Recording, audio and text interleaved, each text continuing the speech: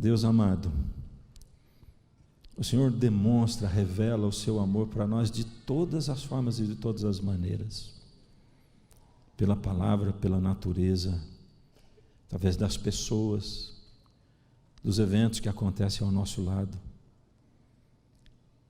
Ainda assim, Pai, a nossa mente, a nossa visão é tão obscurecida. Precisamos do Seu Espírito dentro de nós para abrir a nossa visão, nossa audição, nossos sentidos. Hoje pela manhã, Pai, nós estamos aqui reunidos em Teu nome. Pedimos, Senhor, que Tu estejas em nosso coração, em nossa mente e nesse lugar nos unindo em nome de Jesus. Amém. Convido você para abrir a Bíblia em Lucas, capítulo 9.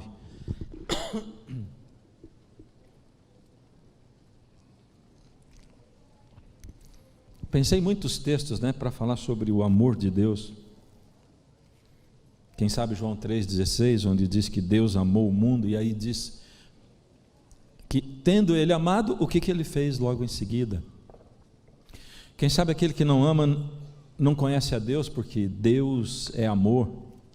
Esse texto para mim é muito revelador, porque a declaração de que Deus é amor já demonstra que Deus é mais de uma pessoa, porque o amor só é amor de verdade quando ele tem com quem ser compartilhado. E se Deus não fosse 3 pessoas desde o princípio, não teria com quem compartilhar o amor. Por isso, Deus é amor revela que Ele é mais de uma pessoa. Mas eu deparei com esse texto de Lucas, capítulo 9, e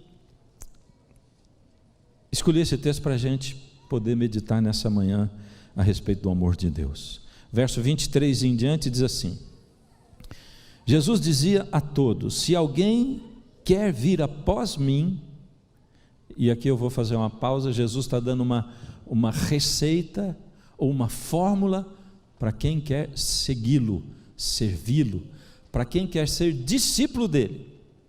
Ou seja, a gente costuma olhar para a Bíblia e dizer assim: puxa, Jesus teve 12 discípulos e ele chamou o jovem rico dizendo: me segue, e o jovem rico não aceitou, e a gente lamenta e diz: puxa vida, foi chamado pelo próprio Jesus para ser seu discípulo, mas não aceitou. Agora, depois que Jesus vem, ele chama a todos para serem seus discípulos, e ele diz como? Ele diz assim: se você quer vir após mim, porque o que ele disse para o jovem rico foi bem assim categórico: você vai e deixa os teus bens. Agora Jesus está dizendo: eu vou dar para você condições que são universais, serve para qualquer pessoa, em qualquer tempo, em qualquer lugar. Quer ser meu discípulo? Aqui estão as condições. Se alguém quer vir após mim, negue a si mesmo, dia a dia tome a sua cruz e siga-me. Pois quem quiser salvar a sua vida, a perderá, e quem perder a vida por minha causa, esse a salvará. De que adianta uma pessoa ganhar o mundo inteiro, se vier a perder-se ou causar dano a si mesma? Pois quem se envergonhar de mim, das minhas palavras, dele se envergonhará o Filho do Homem, quando vier na sua glória e na glória do Pai e dos santos anjos. Esse texto fala de perdas e ganhos, não é? Ganhar o mundo, perder a vida. Desde que eu me conheço por gente, eu nunca vivi um tempo onde a gente visse tantas perdas ao mesmo tempo. Na história do mundo houve, mas na minha história não, e provavelmente não na sua história. E ainda mais a gente que é ligado em igreja, não é? E a gente ouve tanta notícia, ouviu de tanta gente, como o Rony. Eu até agora estava dizendo para ele ali como a gente orou muito por ele, muito, e por outras pessoas que você conhece. Alguns como ele se salvaram, outros não se salvaram. Um tempo de grandes perdas e de muitas perdas consecutivas. E Jesus está falando de ganhar e perder. E se tem um tempo onde a gente tem que entender o que é ganhar o mundo e perder a vida, ou ganhar a vida e perder o mundo, esse é o tempo. Jesus está ensinando a gente a se desapegar dessa vida, para ganhar a outra vida, a vida eterna. E Jesus dá essa receita. Eu costumo dizer que isso aqui é que nem uma receita de bolo, ou de alguma coisa que você vai na casa de alguém, você come, gosta muito, você diz assim, me dá a receita, e leva para casa. E aí você faz, e não sai nada parecido com aquilo que você comeu. Receita fácil de decorar, mas não tão fácil de fazer. Essa é a receitinha de Jesus. Receitinha de bolo. Quer ser meu discípulo? Estou te chamando para ser meu discípulo, a você, exatamente você, diretamente você. Mas se você quer ser meu discípulo, então tem 3 coisinhas básicas. Receita de bolo, fácil de decorar, difícil de fazer. Primeira delas, negue a si mesmo. Já começou muito difícil, não é? O nível já começou lá em cima, porque negar a si mesmo não é nada fácil, ou coisa difícil. Nós temos 2 grandes inimigos da nossa alma. Um é Lúcifer, o inimigo das almas, o inimigo de Deus. E o outro, quem é? Exatamente, nós mesmos, ou o eu. O eu é o nosso inimigo na mesma proporção que o inimigo das almas. E na maioria das vezes, o inimigo das almas, ele usa o eu contra mim mesmo o tempo todo. O eu é tão forte que ele nasce arraigado na gente.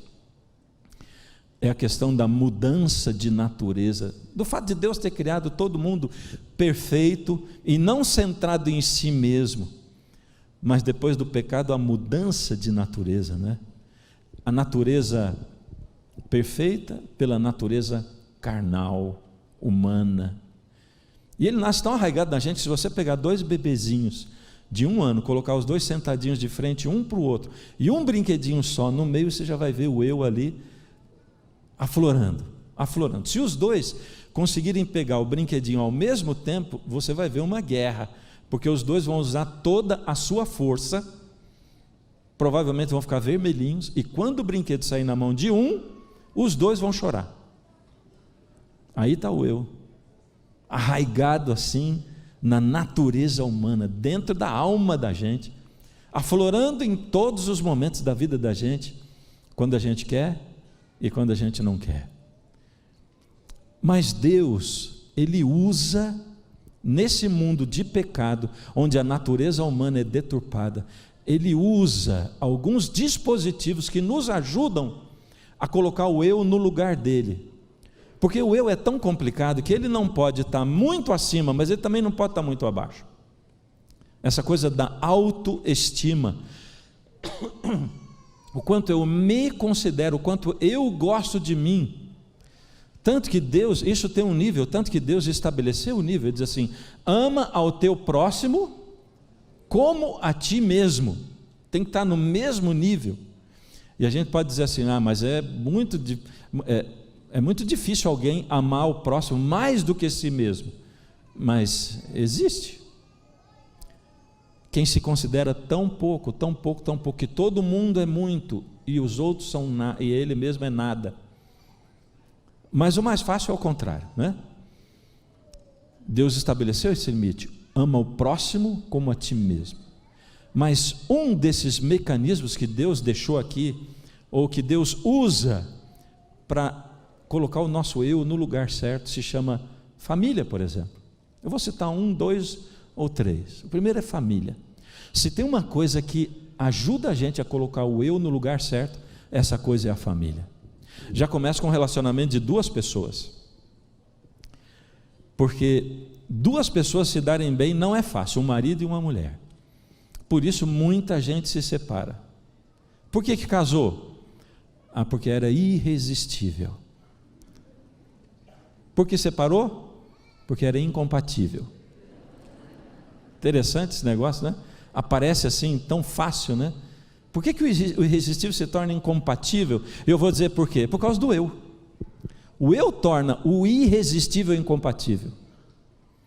Quando o eu aflorece mais, aflora mais, floresce mais, quando o eu se demonstra mais, E na maioria das vezes as pessoas se casam com a outra para serem felizes e não para fazer feliz.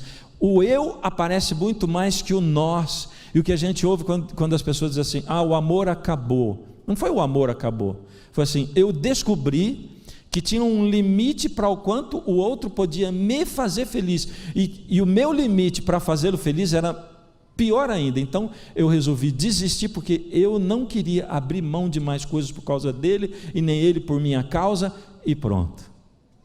E aí entra de novo aquela complicação, porque eu não posso abrir mão de quem eu sou tanto a ponto de abrir mão da minha personalidade, de quem eu sou, por causa do outro, para ser o outro. Eu não vou ser o outro.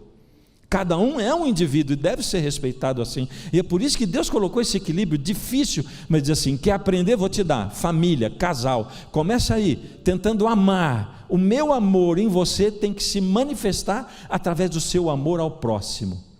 E aí vem Deus, não é? Com esse incrível. Como é que Deus pega tudo que existe no universo, todas as leis de relacionamento, e Ele consegue colocar tudo isso, que é a expressão do caráter dele, pois ele é amor, tudo isso em 10 mandamentos. Por isso que os 10 mandamentos são chamados de a lei do amor. Manifesta quem é Deus.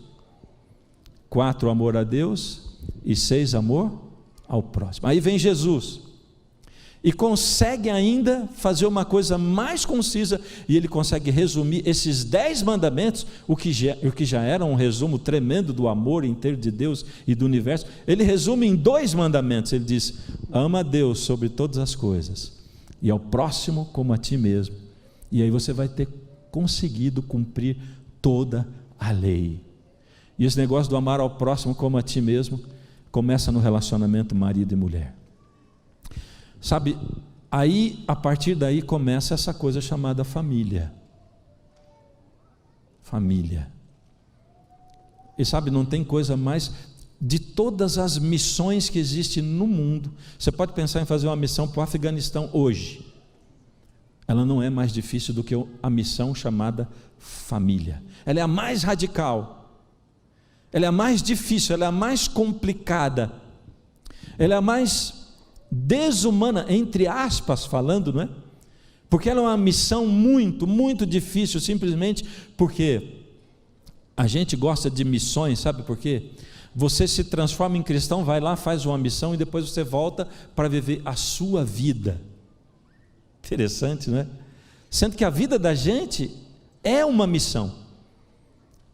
Por isso que é muito fácil a gente fazer missão. Vamos fazer uma missão na África? Vamos. A gente faz, dedica 15 dias. Dediquei 15 dias das minhas férias. Foi um negócio fantástico. E é bom mesmo, gente. Eu não estou desfazendo não, tá? É muito legal. Na África, na Amazônia, na Índia, aonde for. É muito legal. Mas é muito legal para poder dar um sabor na missão que você tem no dia a dia. No todo dia.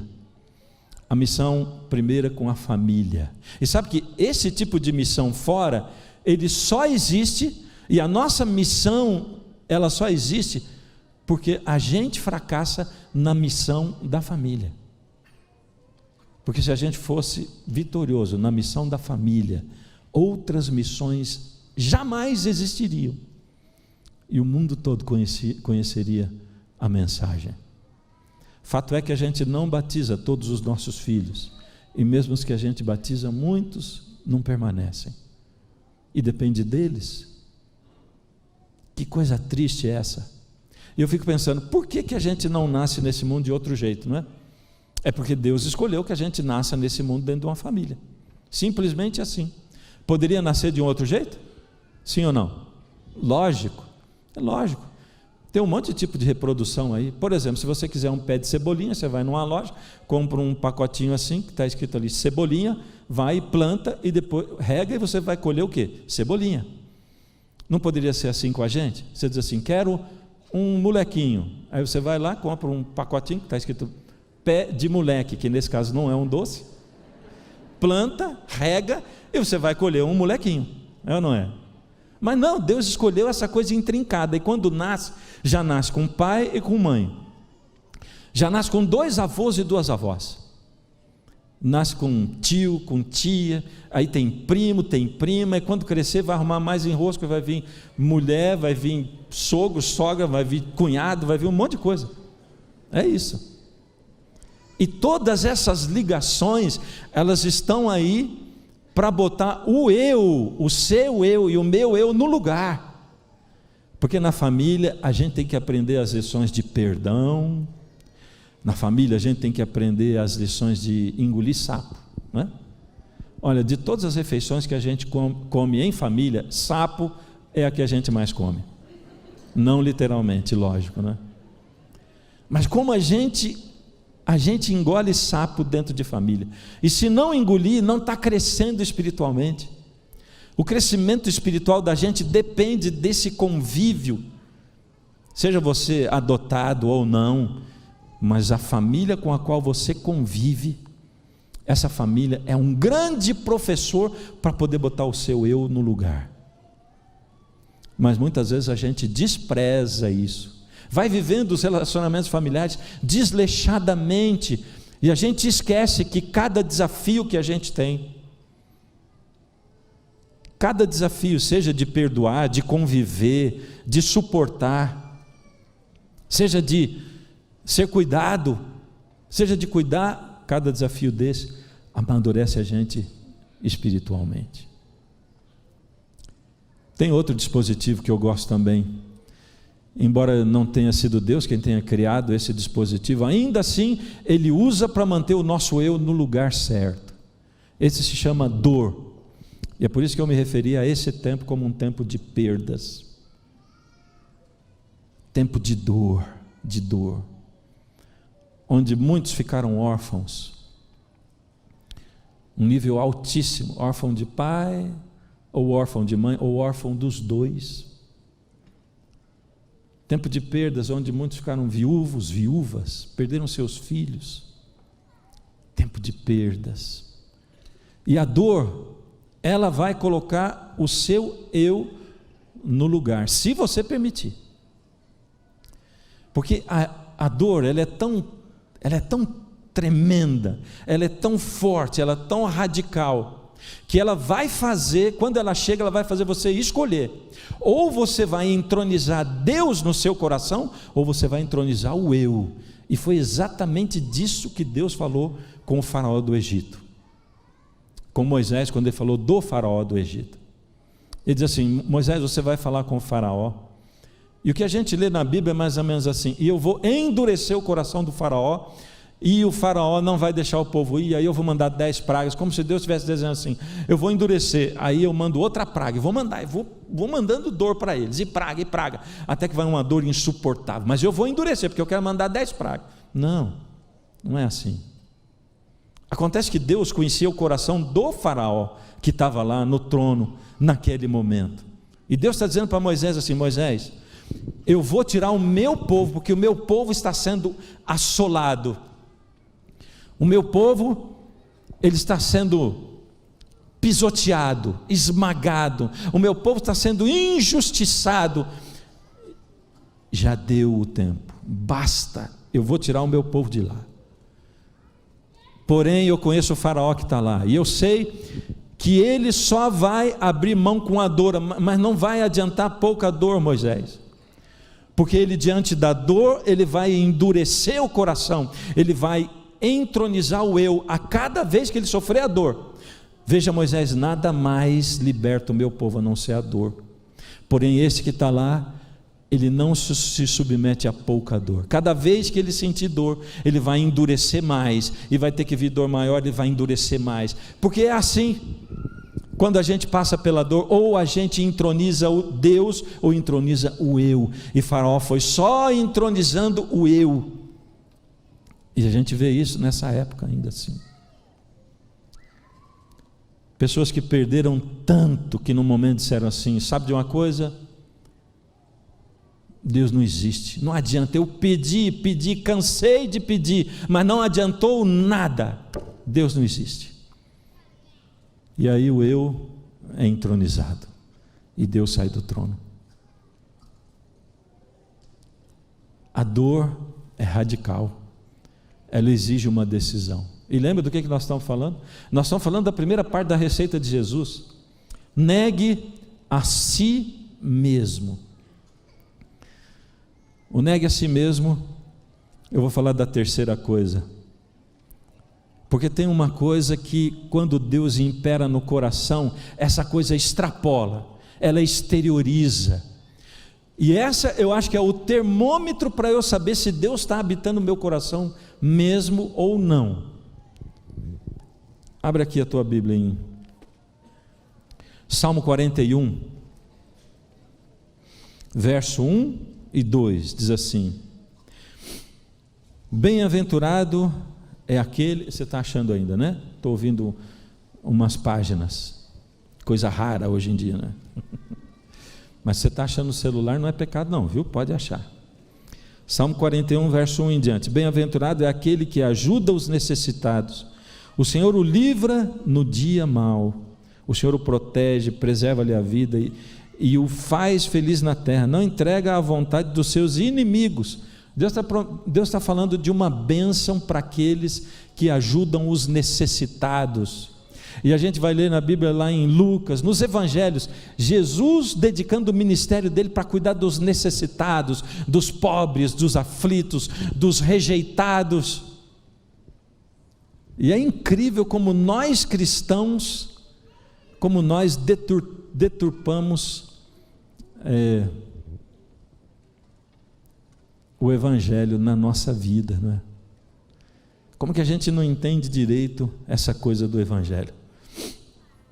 E como esse Evangelho não se manifesta de forma prática na nossa vida.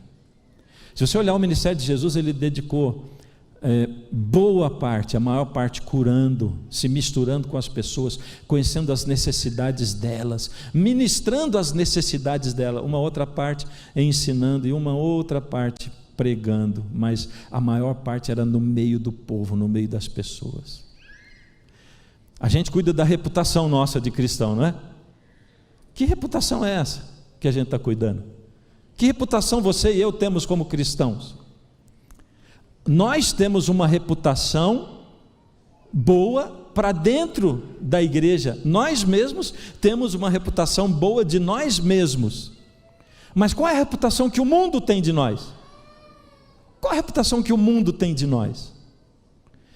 Na igreja de Atos, o mundo olhava para a igreja e dizia assim: uau, eles cuidam dos pobres deles e cuidam dos nossos também.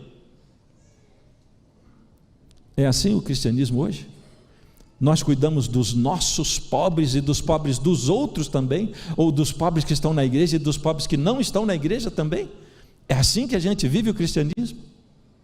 A gente vive um cristianismo voltado para a humanidade, para nos misturar com aqueles. Olha como é que era a reputação de Jesus. A reputação de Jesus era completamente inversa à nossa reputação hoje, porque a reputação de Jesus era ruim para os de dentro da igreja, mas ela era terrível, mas ela era maravilhosa para os de fora. A reputação de Jesus era daquele que se misturava com aquele que não podia se misturar, com o pobre, com o necessitado, com o ladrão, com a prostituta, com todos eles. Por isso a igreja não gostava da reputação de Jesus. A reputação de Jesus para a igreja era terrível, inversa à nossa.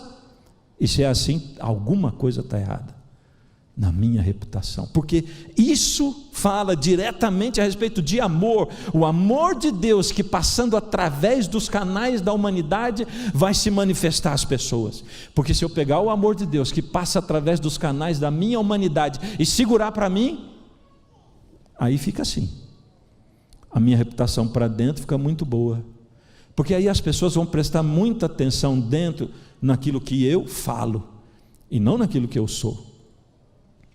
Porque é difícil saber quem é o Fernando Iglesias, é ou não é? Quem é o Fernando Iglesias? Falou Fernando Iglesias, você vai pensar em mim no púlpito, é ou não é? No púlpito, na TV, cantando, nossa, o pastor Fernando Iglesias, que benção. Mas você não sabe quem eu sou na minha casa. Quem sabe é minha mulher, meus filhos. Eles sabem. Porque lá em casa eu não sou o Fernando Iglesias, lá eu sou o amor. Às vezes eu sou o amor. Muda, não muda? É a mesma palavra, mas muda, não é? Outra é amor. Muda. Eu sou o papai e atualmente eu sou o vovô Fefê. Sou eu.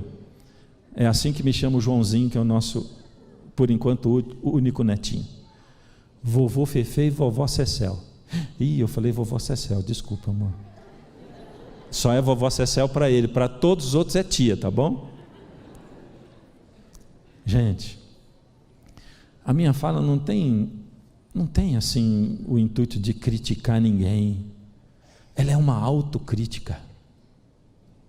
Sabe por quê, queridos? Jesus está para voltar. Não tem como negar. E o Espírito, Ele está agindo mais do que nunca.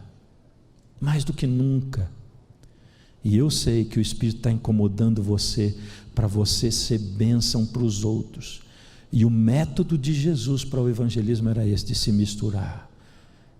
Se misturar com aquele que não dava para ser misturado, sabe? Então, aí Jesus diz a segunda coisa: tome sobre si diariamente a sua cruz. Olha, eu demorei muito para entender isso aqui, viu? E talvez eu estou até pensando aqui que dizer que eu entendi, talvez seja até não sei. Eu acho que eu entendi. Tome a sua cruz. Já ouvi muita gente falar sobre tome sua cruz. Eu tenho até uma música, toma a tua cruz e segue a Cristo. Mas o que é tomar a sua cruz? A gente usa umas palavras, até termos bíblicos, né, que não esclarecem muito para as pessoas, né? Eu preguei uma vez um sermão numa igreja minha, e tinha um visitante, e eu tinha pregado assim, era um texto de Paulo, lá em 2 aos Coríntios, capítulo 4, do verso 18, diz, porque segredo para ser feliz, olhar para coisas que você não vê, porque o que você vê dura pouco, mas o que você não vê é eterno. Segredo para ser feliz, olhar para o que você não vê. Na saída, o Senhor visitante diz assim: pastor, o senhor não disse qual é o segredo de Paulo para ser feliz. Eu disse. Não, o senhor não disse. Eu disse. Então qual é? Eu digo, olhar para as coisas que a gente não vê. Ele diz, isso o senhor disse, mas esse é o segredo de Paulo. Mas o senhor não disse como é que a gente olha para as coisas que a gente não vê. Eu não sei. Interessante, né? Como é que a gente... E eu podia complicar ele mais ainda citando uma outra expressão que a gente usa. Sabe o que eu podia dizer para ele? Utilize os olhos da fé. Eu também não ia saber onde está.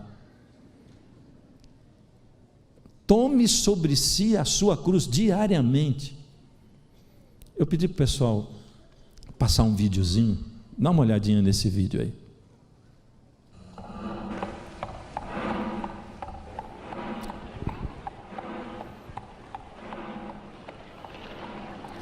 Na Segunda Guerra Mundial, os exércitos russos começaram a crescer. A Alemanha de Hitler começou a boicotar os exércitos da Rússia. E eles boicotaram de um jeito que deu uma enfraquecida muito boa no início da Segunda Guerra. Depois de um tempo, lá por volta de 1943, a guerra acabou em 45, em 1943, a Rússia fortaleceu seus exércitos, mandando 2 milhões de soldados para o fronte. Foi uma batalha tremenda, terrível, sangrenta. Nela morreram 350 mil soldados alemães, morreram 70 mil soldados russos, e eles capturaram 60 mil soldados alemães. A Rússia capturou 60 mil soldados alemães. Tendo capturado esses 60 mil soldados alemães, eles levaram os soldados todos para Leningrado, na Rússia, e organizaram um desfile que ficou conhecido como o Desfile da Vergonha. Foram 60 mil oficiais e soldados alemães desfilando de frente da população russa. As famílias foram para as ruas e para as calçadas para verem os seus algozes desfilando o desfile da vergonha, porque eles estavam derrotados.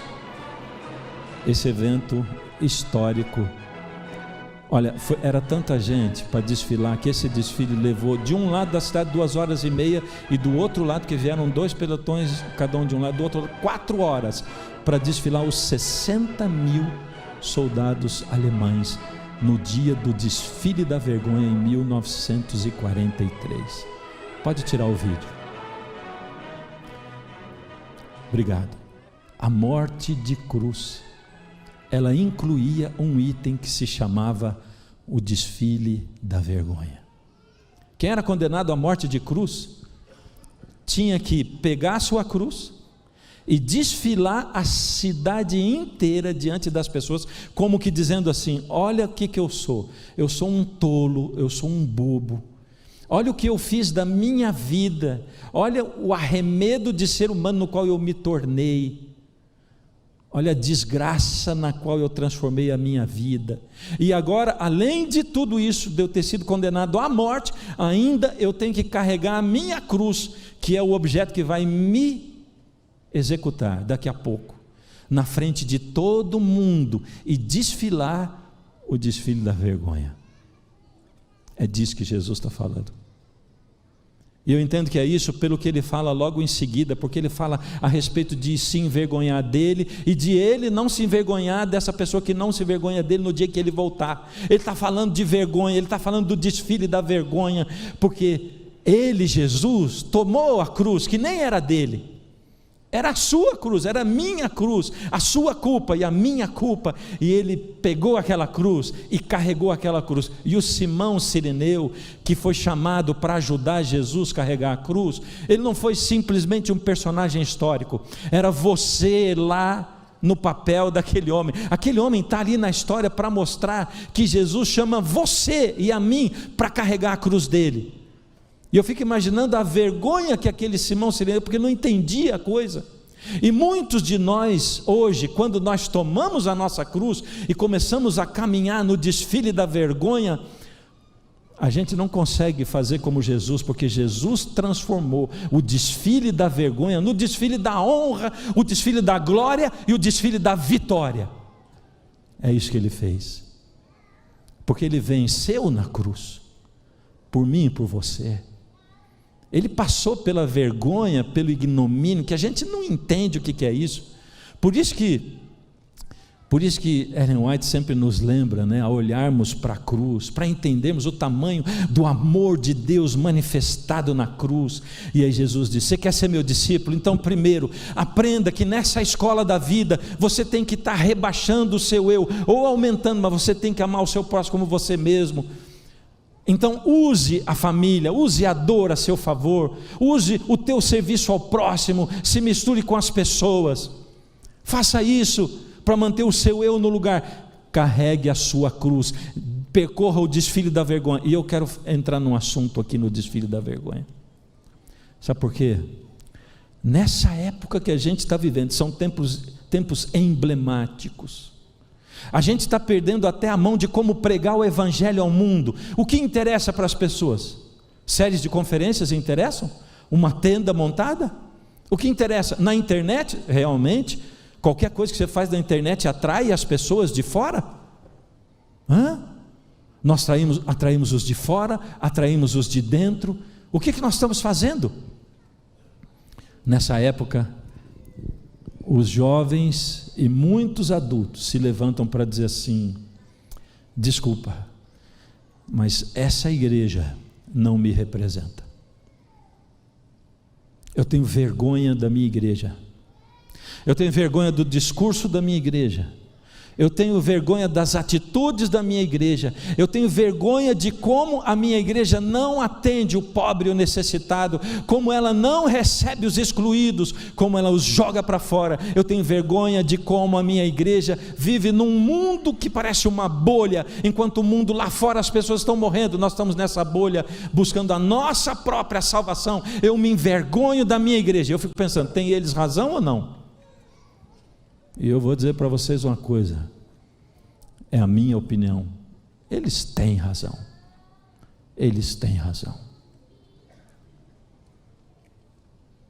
ou não?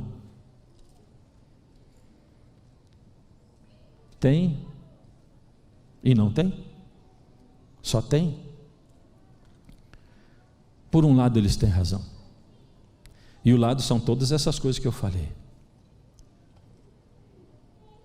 porque a gente envergonha mesmo o cristianismo. Muitas vezes eu tenho vergonha da minha igreja, mas eu quero convidar você para ir num texto que é Colossenses capítulo 1. Colossenses 1.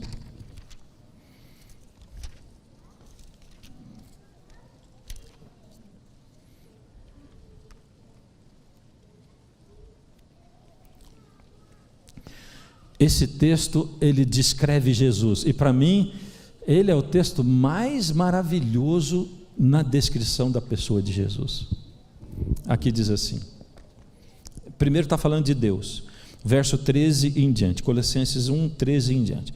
Ele, Deus, nos libertou do poder das trevas, que coisa maravilhosa, e nos transportou para o reino do seu Filho amado. Agora vai falar do Filho amado, vai falar de Jesus, em quem temos a redenção, a remissão dos pecados.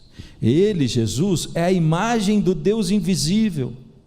Jesus é o primogênito de toda a criação, pois em Jesus foram criadas todas as coisas nos céus e sobre a terra, as coisas invisíveis, as visíveis e as invisíveis, sejam tronos, soberanias, principados, potestades, tudo foi criado por meio de Jesus e para Jesus. Jesus é antes de todas as coisas. Em Jesus tudo que existe permanece existindo, tudo subsiste. E diz em seguida, Ele é a cabeça do corpo, que é a igreja. E aqui eu paro. Sabe por quê, queridos? Porque se tem alguém nesse universo que teria todos os motivos para se envergonhar da igreja, é Jesus. E ele teria motivos, porque nós somos exatamente assim como estão dizendo esses jovens. Nós somos assim. Esse é o nosso perfil. Então Jesus teria todos os motivos do mundo para se envergonhar da igreja e dizer assim: eu não quero essa igreja não me representa. Ele tem os motivos, não tem? Ele não é o criador, ele não é o mantenedor, ele não é aquele que morreu, não é aquele que se deu, ele não é o amor em pessoa. Ele teria todos os motivos para dizer: essa igreja não me representa. Ao invés disso, esse texto diz que ele diz o seguinte: embora essa igreja não me represente e eu seja tudo isso que eu sou, ainda assim eu sou a cabeça dessa igreja. Em que sentido? No sentido de que ele não se envergonha de você e de mim, apesar de quem nós somos, de que ele tem paciência conosco, e se você se acha um engolidor de sapos, Jesus é o maior engolidor de todos, porque ele engoliu muito por sua causa e por minha causa. Isso nos livra dos nossos pecados, dos nossos problemas? Não. Por um lado, eu vejo, como é citado Gandhi, que diz assim: não sou cristão por causa dos cristãos. Ou seja, o problema não é o Cristo, o problema são os que o seguem, e é mesmo, que a gente diz que segue, mas não segue de fato. A gente inventa um tipo de religião que não é fazer o que Jesus faz, mas é falar sobre o que Jesus fez.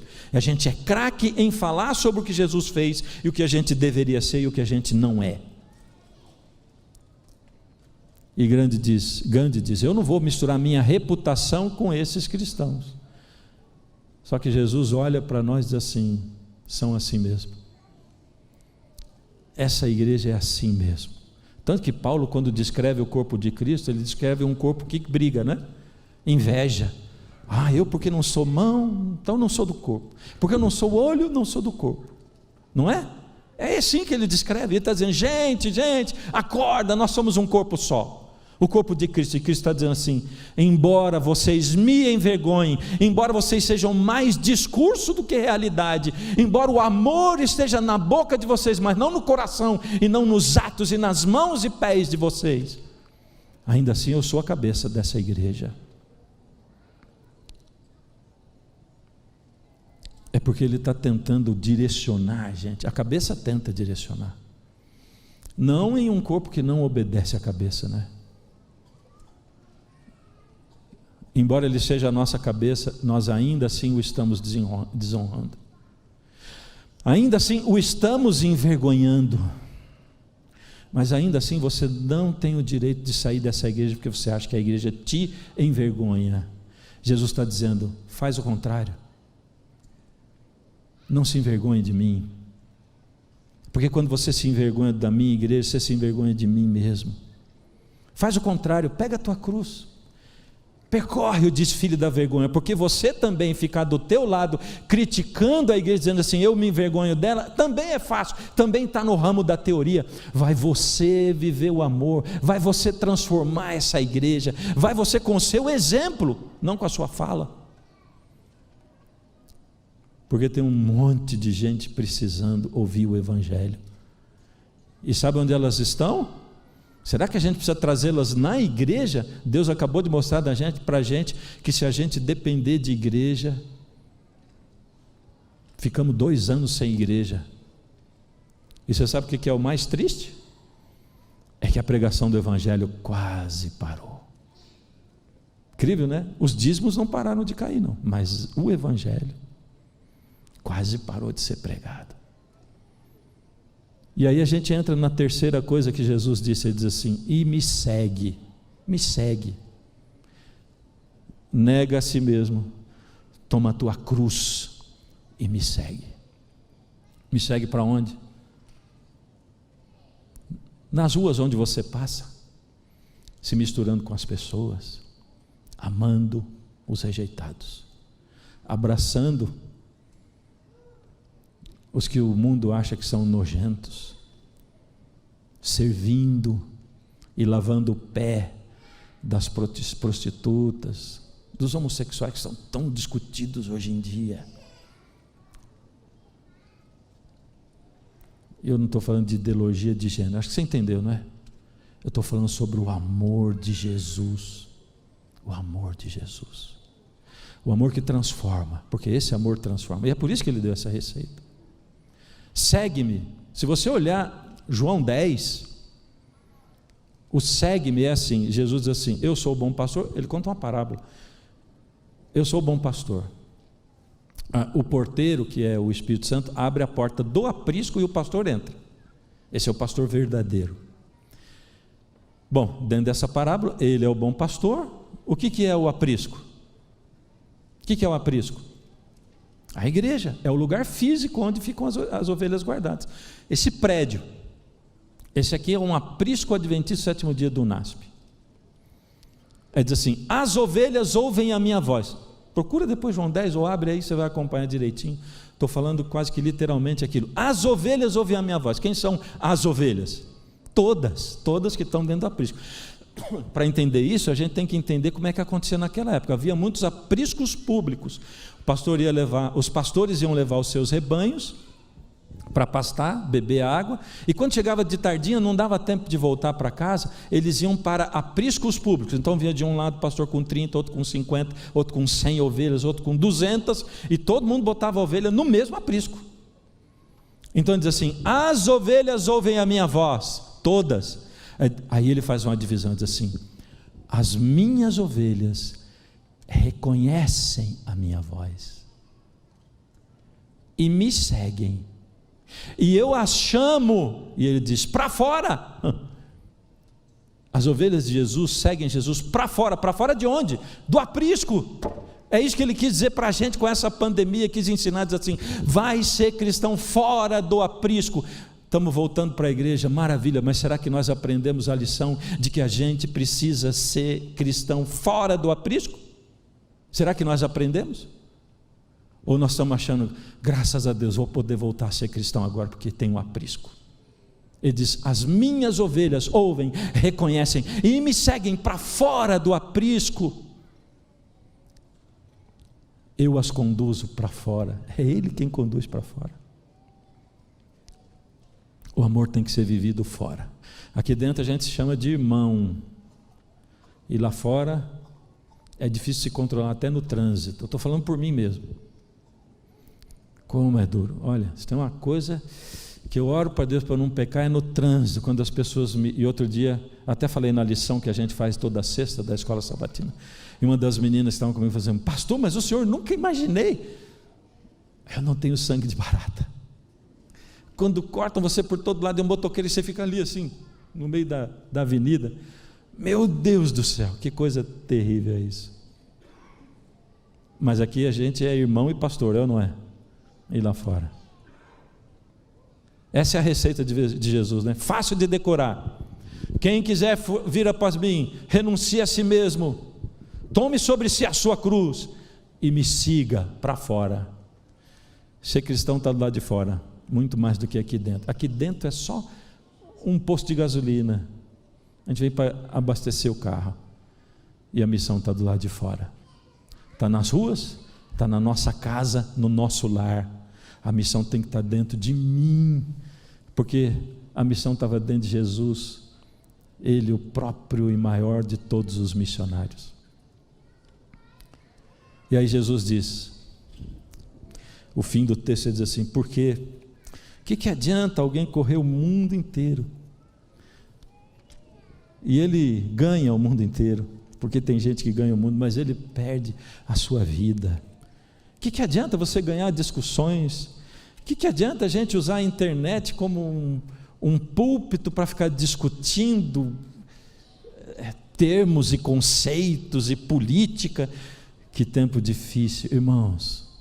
Cuidado, daqui até o ano que vem vai ter eleições, cuidado. Você deve ser da direita ou da esquerda? Você deve ser de cima. Está entendendo? Da direita ou da esquerda? De cima. De cima. Nós não temos um governo teocrático como tinha Israel. E eu não estou falando nem contra, nem a favor de partido nenhum. Eu só estou dizendo que o mundo entra menos na igreja pelas nossas roupas atualmente do que pela política. E ele divide a igreja. Divide. O amor de Cristo nos constrange a amar, a compreender, a tolerar qualquer um, seja ele de que partido for, e a trabalhar pelo próximo. E Jesus termina dizendo assim: pois quem se envergonhar de mim, das minhas palavras, dele se envergonhará o Filho do Homem, quando vier na sua glória e na glória do Pai e dos santos anjos. Não vamos nos envergonhar de Jesus, mas por favor, líderes de igreja, nós pastores, olha, se tem um assunto que me deixa desesperado na Bíblia, eu quero terminar falando disso. É quando Jesus fala com líderes religiosos, porque eu vejo ele tratando bem os publicanos, eu vejo ele tratando bem as prostitutas, eu vejo ele tratando bem os pobres miseráveis, eu vejo ele tratando bem o endemoniado, mas quando ele fala com um pastor na Bíblia, ai de vós, escribas e fariseus, está falando comigo, viu? Eu não estou falando dos outros pastores, eu estou falando de mim mesmo. Eu fico arrepiado toda vez que eu leio Jesus falando com um pastor na Bíblia. Eu fico pensando, meu Deus, sabe o que está provado aí? Que de todas as criaturas que existem nesse mundo, as que têm mais dificuldade para ser salvas são os pastores, nós. Por quê? E eu fico perguntando por quê, e tentando investigar na Bíblia, por que é mais difícil para mim ser salvo do que para os outros? E é. Por quê? Queridos pastores que estamos aqui, já passou do momento da gente ser transparente, sincero. Eu, de novo, não estou dizendo que eu sou mais do que você, viu? Mas tem que ser a nossa busca todo dia. De nós, como liderança de igreja, entendermos que erramos e por que erramos, e reconhecermos nossos erros, os atuais e os do passado. Liderarmos essa igreja para Deus e não para nós mesmos, não para aquilo que eu acho que é certo, mas perguntando a Deus e deixando Deus se manifestar através da congregação, porque foi assim que Ele ensinou. Já passou do tempo, porque embora as pessoas não estejam certas de se envergonhar do corpo de Cristo. Ai de nós quando damos motivo para que eles se envergonhem. Ai de nós. O tema de hoje era o amor de Deus, né? Será que eu falei do amor de Deus? É porque o amor na prática, queridos, não é só poesia. O amor na prática é embate, é guerra, é choro. O amor inclui lágrimas, o amor inclui derrotas, perdas, mas inclui ganhos, carinhos, afagos, serviços, inclui proteger e ser protegido, amar e ser amado. O amor de Deus só faz sentido nesse mundo quando ele, passando através dos canais humanos que sou eu mesmo, ele se transforma em amor na prática. Eu fico bobo de ver como tem tanta gente buscando o batismo do Espírito Santo. Que coisa linda, ali na sala 57. Eles têm lá um dos lemas, que é: você é a parte visível de Deus. É bonito isso, porque as pessoas só vão perceber Deus através de você e de mim. As pessoas vão ver Deus em você e em mim, e é assim que Deus vai se manifestar às pessoas, porque se nós somos o corpo de Cristo, nós as abençoamos, vamos até elas. E sabe qual é o pior de tudo isso? É que eu não me sinto preparado para isso. Eu olho para esse chamado de Jesus aqui e diz assim: quer ser meu discípulo? Negue a si mesmo. Eu? Tome todo dia a sua cruz, não se envergonhe de mim. Eu? E me segue por meio das ruas, para perto dos indigentes, dos pobres, dos rejeitados. Me segue. Eu? Porque eu não consigo lidar nem comigo mesmo, com os meus problemas, aflições. Então, nesse momento final, eu quero, se você se sente como eu, e se você precisa de um poder extraordinário e sobre-humano, como eu preciso todo dia, a cada momento, eu quero compartilhar com você as palavras que eu falo para Deus, talvez não desse mesmo jeito, mas em outras palavras, mas aquilo que eu digo para Deus todos os dias quando eu vou a Ele, e que está nessa última música que eu vou cantar. Pode colocar a música, por favor, e que eu vou chamar para você cantar comigo, tá?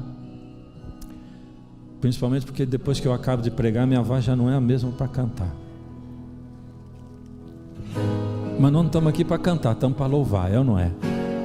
Então nós vamos louvar. E se você precisa disso, desse poder extraordinário de Deus para chegar perto disso, ou para cumprir esse chamado, canta comigo então, e fala com Deus sinceramente.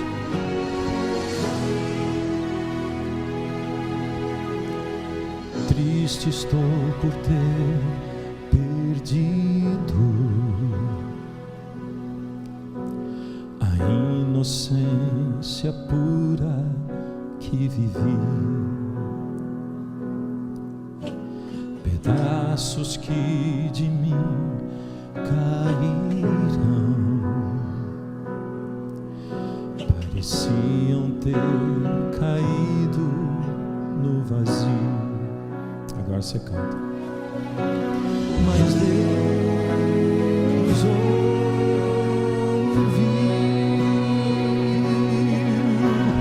quando eu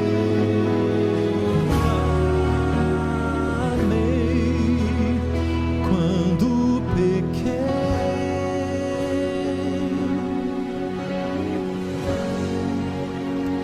É feliz quem já chorou ao perceber que é pecador, ao clamar pelo perdão, meus pedaços Deus juntou.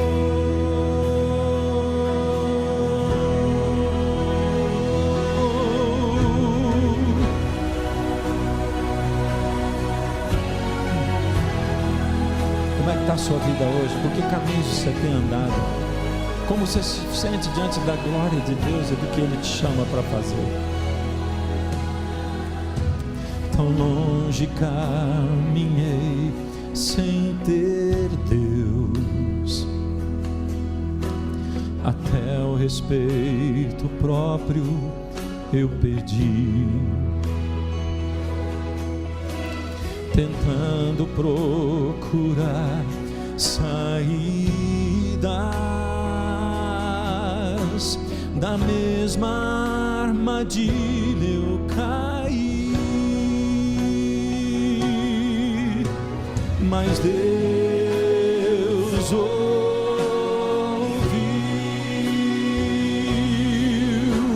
quando eu clamei,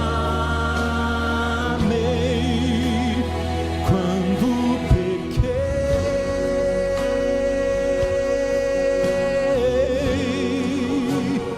É feliz quem já chorou ao perceber que é pecador, ao clamar pelo perdão, meus pedaços Deus juntou.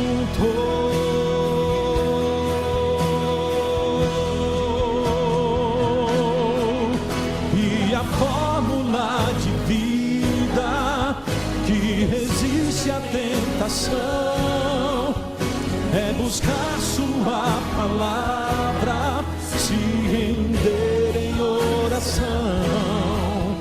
Eu nem mesmo tenho forças para enfrentar quem já perdeu. Minha armadura é Deus.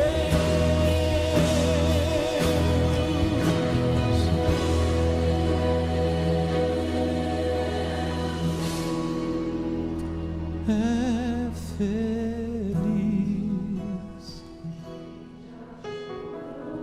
você e eu ao perceber que é pecador, ao clamar pelo perdão, meus pedaços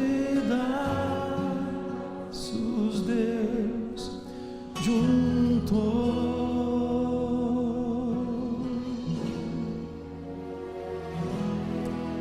Essa é a nossa esperança, Senhor, de que a cada dia, quando o dia acaba, a gente tenha forças para entregar nas suas mãos os pedaços que sobraram, porque só o Senhor é capaz de juntar tudo de novo e ainda reconstruir para o outro dia um outro alguém melhor do que era antes ainda. Mesmo sendo pecadores, Pai, ouvimos aqui hoje o seu chamado, o chamado do Deus amor, para que nós sejamos amor de fato, aprendendo na escola da vida, assumindo diante do mundo quem nós somos nessa época em que o mundo está confuso, e Senhor, seguindo o Senhor para os caminhos onde o Senhor nos leva, para as pessoas com quem o Senhor nos coloca em contato, para compartilhar com o Senhor o resultado do que é um ser humano falho, que tem Deus que habita o seu coração. Toma, Senhor, a vida de cada um de nós, nos ajuda a entregar tudo e habita em nós com o seu Espírito, em nome de Jesus. Amém.